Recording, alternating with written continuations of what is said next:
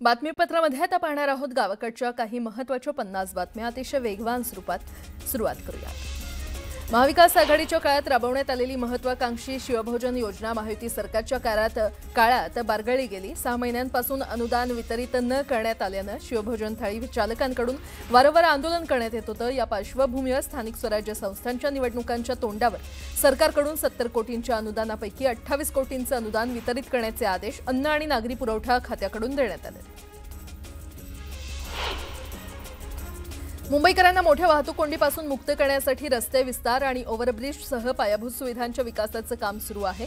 देशाची आर्थिक राजधानी आता वाहतूक कोंडीपासून मुक्तता देण्यासाठी एका महायोजनेवर काम करते आहे। मुंबई महानगर प्रदेश विकास प्राधिकरणाने एकात्मिक बोगदा रस्ते प्रणालीसाठी सविस्तर प्रकल्प अहवाल तयार करण्यास सुरुवात केली आहे। या महत्त्वाकांक्षी प्रकल्पामुळे मुंबईतील विविध भाग भूमिगत रस्त्यांनी जोडले जातील। म्हाडाच्या मुंबई मंडळाकडून नायगाव बीडीडी पुनर्विकास अंतर्गत 5 पुनर्वसित इमारतींचे बांधकाम पूर्ण झाले।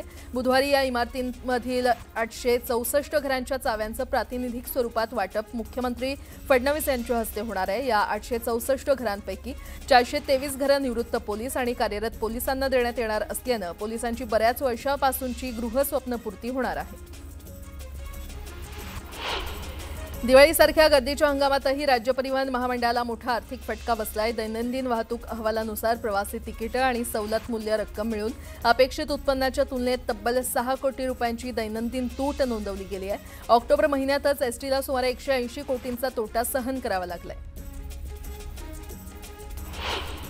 ठाणे, नवी मुंबई आणि कल्याणच्या आसपास 1300 एकरच्या विस्तीर्ण क्षेत्रात मुंबईतील बीकेसीच्या धर्तीवर एक नवीन व्यावसायिक केंद्र विकसित करण्याचा निर्णय घेण्यात आला आहे। हे नवीन व्यावसायिक केंद्र नवी मुंबई, कल्याण, डोंबिवली तसंच पनवेल महानगरपालिकेच्या प्रवेशद्वारावर विकसित केलं जाईल आणि 4ही महानगरांच्या विकासाला गती देईल। मुंबईची विजेची मागणी वाढत असतानाच हरित ऊर्जेचा पुरवठा वाढणार आहे। त्यासाठी टाटा पॉवरने Acme solar, Juniper green energy आणि Tata power green energy limited या 3 कंपन्यांसोबत सुमारे 200 मेगावॅट वीज खरेदी करण्यासाठी करार केलाय। त्यामुळे मुंबईकरांना हरित ऊर्जा उपलब्ध होऊ शकणार आहे। हिमालयात झालेल्या बर्फवृष्टीमुळे उत्तर महाराष्ट्र आणि मुंबईसोबतच आसपासच्या परिसरात तापमान कमी झाले। रविवारी मुंबईचं किमान तापमान हे 19 अंश सेल्सिअस नोंदवण्यात आले, तर चालू मोसमातील आतापर्यंतचा हा निच्चांक आहे। शीत वाऱ्यांमुळे येत्या शुक्रवारपर्यंत किमान तापमानाचा पारा खाली राहण्याची शक्यता आहे। त्यामुळे आठवड्याभर मुंबईकरांना गारव्याचा अनुभव घेता येईल। महाराष्ट्रात पाऊस संपल्यानंतर थंडीची लाट येण्याची शक्यता आहे। हवामान खात्याने आजपासून राज्यातील बहुतांश भागात किमान तापमान घसरण्याचा अंदाज वर्तवलेला आहे। मराठवाडा, विदर्भ, मध्य महाराष्ट्रात कडाक्याचा गारठा जाणवणार आहे। नाशिक येथे यंदा होणाऱ्या कुंभमेळ्याच्या पार्श्वभूमीवर भाविकांच्या सोयीसाठी जळगाव नाशिक विमानसेवा सुरू करण्याबाबत प्रयत्न सुरू असल्याची माहिती समोर येते आहे। जळगाव आणि नाशिक येथील दोन्ही विमानतळ कार्यरत असल्यामुळे ही सेवा तांत्रिकदृष्ट्या शक्य असून सध्या प्राथमिक स्तरावर यासंदर्भात हालचाली सुरू आहेत। केंद्रीय राज्यमंत्री आणि भाजप नेते मुरलीधर मोहोळ यांना वाढदिवसाच्या शुभेच्छा देण्यासाठी उपमुख्यमंत्री एकनाथ शिंदे यांनी पुण्यामध्ये भेटून शुभेच्छा दिल्या।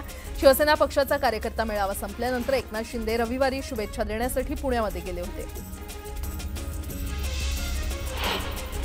सांगलीच्या बोरगाव इथे बैलगाडी शर्यत पार पडली। फॉर्च्युनर, थार, 150 दुचाकींसाठी हजारो बैलगाड्या धावल्या।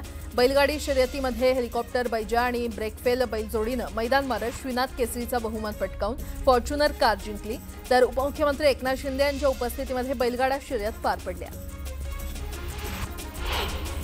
बुलढाणा जिल्ह्यामध्ये प्राप्तिकर विभागाने केलेल्या एका मोठ्या कारवाईमुळे पोलीस विभागात खळबळ माजलेली आहे। आयकर विभागाने जिल्ह्यातील सुमारे 1050 पोलीस अधिकाऱ्यांना प्राप्तिकर नोटीसा बजावल्या आहेत आणि त्यांच्यावर बनावट गुंतवणूक आणि कपात दाखवून कर चोरीचे गंभीर आरोप आहेत। राज्यातील 246 नगरपालिका आणि 42 नगरपंचायतींच्या निवडणुकीसाठी उमेदवारी अर्ज दाखल करण्याची प्रक्रिया आजपासून सुरू होते। स्थानिक पातळीवर निर्णयांचे अधिकार सर्वच राजकीय पक्षांनी दिल्याने सोयीच्या आघाड्या आणि समीकरणे जुळण्याची शक्यता आहे, तर काही ठिकाणी पक्षाच्या चिन्हावर निवडणुका लढवल्या जाणार आहेत। त्रिभाषा समितीचे अध्यक्ष डॉक्टर नरेंद्र जाधव शिवसेना पक्षप्रमुख उद्धव ठाकरेंची भेट घेणार आहेत। मातोश्रीवर जाऊन ही भेट होणार आहे। ठाकरेंना डिवचताच प्रकृतीमुळे सार्वजनिक जीवनापासून लांब असलेल्या संजय राऊतांनी विखे पाटलांवर हल्ला चढवलाय। तुम्ही चालू कारखाने बंद पाडलेत, गणेश कारखान्याचं काय केलं असा सवाल करत संजय राऊत यांनी विखे पाटलांवर निशाणा साधला। बिहार विधानसभा निवडणुकीच्या दुसऱ्या टप्प्यातील प्रचाराच्या तोफा थंडावल्या असून मतदानासाठी प्रशासनाची तयारी सुरू झाली आहे।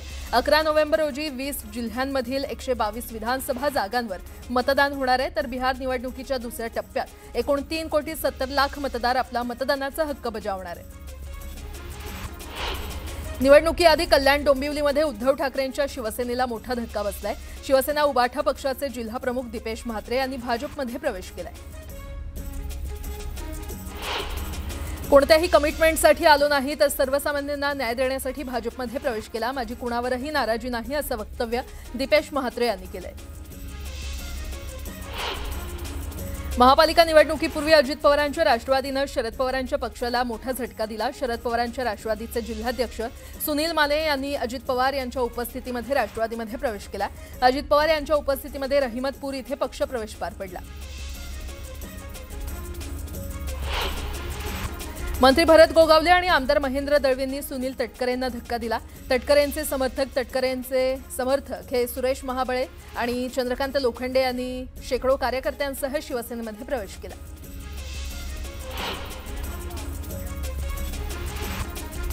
रायगडमध्ये शिंदेंच्या शिवसेनेनं एकला चलोची भूमिका घेतली आहे। शिवसेना आणि राष्ट्रवादीची युती होणं कठीण असल्याचं भरत गोगावले यांनी म्हटलंय। जतमध्ये गोपीचंद पडळकरांनी भाजपकडून स्वबळाचा नारा दिलाय। पडळकरांनी उमेदवारांची यादी देखील निश्चित केली आहे। महायुती म्हणून कुणाचाही प्रस्ताव आला नाही, प्रस्ताव आल्यावर विचार करू अशी प्रतिक्रिया पडळकरांनी दिली। पुण्यामध्ये शिवसेना आणि पतितपावन संघटनेची युती होणार आहे। पुण्यामध्ये दोन्ही संघटनांचा कार्यकर्ता मेळावा पार पडला। या मेळाव्यातून युतीची घोषणा करण्यात आली। मूळ ओबीसीला उमेदवारी द्यायची हा पवारांचा निर्णय अतिशय योग्य असल्याचं म्हणत विनोद पाटलांनी शरद पवारांचे आभार मानले। आमची लढाई कधीच राजकीय आरक्षणासाठी नव्हती तर शैक्षणिक आरक्षणासाठी आमची लढाई आहे असं विनोद पाटील म्हटले। गोंदिया जिल्ह्यातील 2 नगरपरिषदा आणि 2 नगरपंचायतींसाठी निवडणूक होणार आहे, तर भंडाऱ्यामध्ये 4 नगरपरिषदांसाठी निवडणूक पार पडणार आहे। तर या दोन्ही जिल्ह्यांमध्ये भाजप स्वबळावर लढणार असल्याचं आमदार परिणय फुके यांनी स्पष्ट केलं। पाटणमध्ये महायुतीचा जो निर्णय होईल तोच निर्णय मेढ्यामध्ये होणार असल्याचं शंभूराज देसाई यांनी म्हटलंय। शिवसेनेच्या मेळाव्यामध्ये कार्यकर्त्यांना मार्गदर्शन करताना त्यांनी हे वक्तव्य केलं, तर शिवसैनिकांचा अपमान केल्यास जशास तसं उत्तर देण्याचा इशारा देखील त्यांनी दिलाय। उद्धव ठाकरे आणि संजय राऊतांनी भोळ्या भाबड्या चंद्रहार दादाला फसवलं, त्यांना निवडणुकीला उभं केलं आणि विशाल पाटलांना निवडून दिलं। आता चंद्रहार पाटलांना राज्यसभेवर वाजत गाजत घेऊन जाऊया असं वक्तव्य करत शहाजी बापू पाटलांनी उद्धव ठाकरेंवर टीका केली। आमच्या पैलवान गड्याचा नाद नाही करायचा, नाद केला तर एकच फाईट, वातावरण टाईट असं म्हणत उपमुख्यमंत्री एकनाथ शिंदे यांनी चंद्रहार पाटलांचं कौतुक केलं। बच्चू कडूंच्या इशाऱ्यानंतर मंत्री विखे पाटलांनी प्रतिक्रिया दिली आहे। बच्चू कडू आपल्याशी बोलले असते तर खुलासा दिला असता। माध्यमांना दिलेला खुलासा बच्चू कडूंनी ऐकला पाहिजे। त्यांचा अजून काही गैरसमज असेल तर त्यांच्याशी बोलेन। बच्चू कडू माझे चांगले मित्र असून त्यांचा गैरसमज दूर करून आमची मैत्री आणखी दृढ करेन असं वक्तव्य विखे पाटलांनी केलं। बच्चू कडू चिथावणीखोर वक्तव्य करून कायदा सुव्यवस्था बिघडवत असल्याचा आरोप आमदार प्रवीण तायडे यांनी केलाय, तर जेवढं वय कडूंचं आहे तेवढा अनुभव विखेंना असल्याचं म्हणत त्यांनी जोरदार टीका केली आहे। पालकमंत्री नितेश राणेंनी सिंधुदुर्ग जिल्ह्यातील 192 वाडी वस्त्यांची आणि 25 रस्त्यांची जातीवाचक नावं बदलण्याचा निर्णय घेतलाय, तर या निर्णयानंतर पालकमंत्री नितेश राणेंचा भव्य नागरी सत्कार करण्यात आला। शिरोळमध्ये ऊस दरावरून संघर्ष सुरूच आहे। ऊस दरासाठी रास्ता रोको सुरूच असून आंदोलक आणि पोलिसांमध्ये वाद झाला। पोलीस आणि कारखाना समर्थकांनी आंदोलकाला मारहाण केल्याचा आरोप करण्यात आला। हिंगोलीच्या औंढा नागनाथ शहरात मुंडेंच्या समर्थकांकडून धनंजय मुंडेंच्या फोटोला दुग्धाभिषेक करण्यात आला। यावेळी जरांगेंविरोधात जोरदार घोषणाबाजी करत मुंडेंना बदनाम करण्याचं षडयंत्र सुरू असल्याचा आरोप करण्यात आला। सोलापुरात प्राथमिक शिक्षक संघटनेनं मूकमोर्चा काढला। सोलापुरातील पार्क चौक इथून जिल्हाधिकारी कार्यालयापर्यंत हा मोर्चा काढण्यात आला। 5,000हून अधिक प्राथमिक शिक्षक या मोर्चामध्ये सहभागी झाले होते। जुन्नरमधील शरद पवारांच्या राष्ट्रवादीचे नेते सत्यशील शेरकर यांच्या निवासस्थानी कंपाऊंडच्या भिंतीवर उडी मारून बिबट्यानं आत प्रवेश केला। कंपाऊंड परिसराला इलेक्ट्रिक फेसिंग बसवण्यात आलं असून त्यातील विद्युत प्रवाहाची तीव्रता सुमारे 9000 DC व्होल्ट इतकी आहे, तरीही बिबट्याला विजेचा झटका बसला नाही। कोल्हापूरच्या अंबाबाई मंदिरात आजपासून किरणोत्सवाला सुरुवात झाली आहे। सोनेरी सुवर्ण किरणांनी 5:05 मंदिरात प्रवेश केला। 5:42 सुवर्ण किरण देवीच्या चरणांवर पडली आणि त्यानंतर मंदिरात देवीची आरती संपन्न झाली। प्रक्षाळ पूजेनं कार्तिक यात्रेची सांगता करण्यात आली आहे। गेल्या 15 दिवसांपासून विठुराया भक्तांना 24 तास दर्शन देतोय आणि त्यामुळे विठ्ठलाला आलेला शीन घालवण्यासाठी प्रक्षाळ पूजा करण्याची परंपरा आहे। दरम्यान लिंबू साखर देवाच्या संवर्गाला लावून पंचामृत आणि गरम पाण्यानं विठ्ठल रुक्मिणी मातेला अभिषेक घालून प्रक्षाळ पूजा संपन्न झाली। देशातील सगळ्यात मोठ्या बैलगाडा शर्यतीचा थरार सांगलीमध्ये रंगला। विजेत्यांना 2 फॉर्च्युनर, 2 थार गाड्या, ट्रॅक्टर, बुलेट आणि 150हून अधिक बाईक अशा पद्धतीनं बक्षिसांचं वाटप केलं जाणार आहे। स्थानिक स्वराज्य संस्थांच्या निवडणुकींच्या पार्श्वभूमीवर होणाऱ्या या स्पर्धांमध्ये शिवसेनेनं आपली सर्व ताकद पणाला लावली। बदलापूर स्टेशन परिसरात टॉयलेटच्या बाजूलाच एक फेरीवाला फळांचा गाडा घेऊन उभा असतो, त्यामुळे महिलांना टॉयलेटचा वापर करता येत नाही आणि याबाबत महिलांनी मनसैनिकांकडे तक्रार करत फेरीवाल्याला हुसकावून लावलं।